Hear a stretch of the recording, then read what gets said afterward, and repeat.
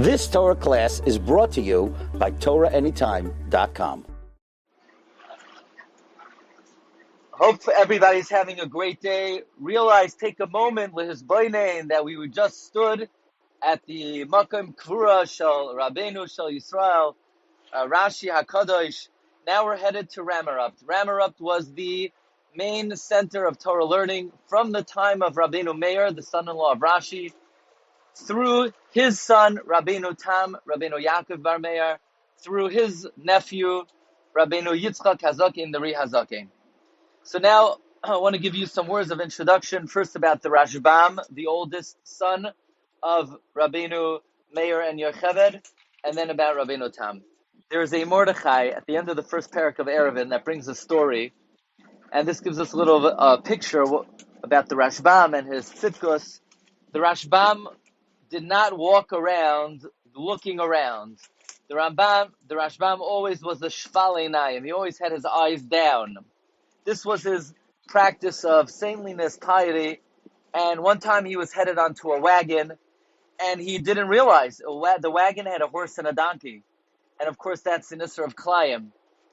And he was about to get onto the the wagon, and just in a split second, who comes? Rabbeinu Tam, his younger brother, and he says, "Look up! Don't you know you're about to get onto a wagon with a horse and a donkey?" And Rabbeinu Tam saved the day, and he prevented the Rashbam from violating Kalayim. That's the story printed in the end of the first parak of Erevin by the Mordechai. And the question that's asked is, why didn't the Rashbam look where he was going? Didn't he know about the possibility that he could be going on to a wagon with a horse and a donkey? Why was he not concerned? Ein soimchen al hanes. So there's a very beautiful explanation for this account. Again, this is not a story. When I tell you a legend, I tell you it's a legend. And when I say it's a legend, then you know about the authenticity of it. This is not a legend. This happened. Okay? The difference between a legend and this is this happened. Okay? So the Lahoros Nasan, Rav Nasan Gestetner, says, he said over the story once at a Malav Malka, and he printed this in his Sichos Malav Malka, and as well as in the Lahoros Nasan Parshas Nasai. He says, this is the Rashbam and Rabbeinu Tam Leshitase. How so? We know there's a famous Gemara that there are instances in the Shas where tzaddikim made mistakes. They did averos. Rabbi Shmuel once read Friday night La'or Haner, and he tilted the candle. Or Rabbi Yehuda, Tosfos brings, once ate before Havdalah, and other such things.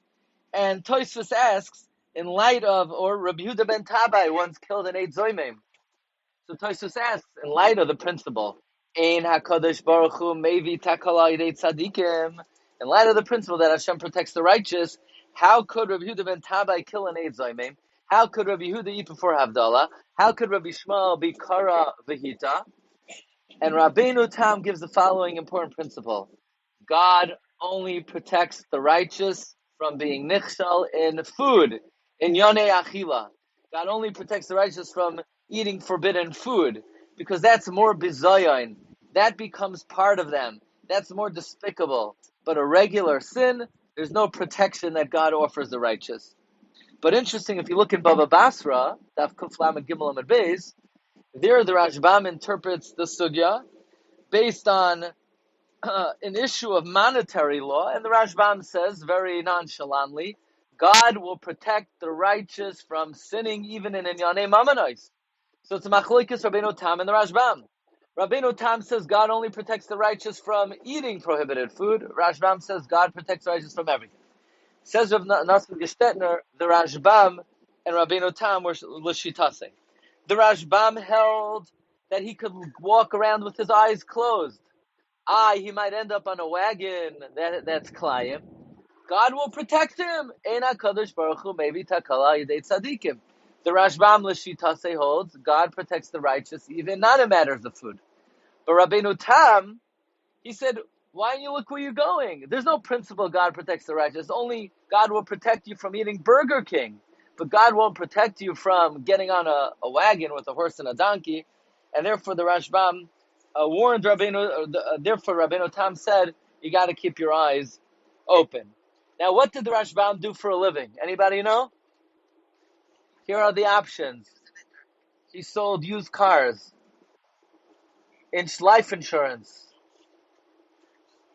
homeowners, goats. That's right. The Rashbam had a goat business. Very excellent. He had a goat business. We're going to see Rabbeinu Tam had 3 businesses. Rabbeinu Tam was a very wealthy man. We're about to see. The Rashbam dealt in goats. Goats are very handy. Cheese, milk, hair. I mean, what you could do with a goat, it's lo yu'uman ki yisupar. You know, people they buy nursing homes and they don't even consider the goat business. It's really a pella. Why don't we go back to the businesses of our ancestors? And okay, just my personal financial advice. Okay, so that's a little bit about the Rashbam and Rabbeinu Tam, and we're going to continue on Rabbeinu Tam in a few moments. You've just experienced another Torah class brought to you by TorahAnytime.com.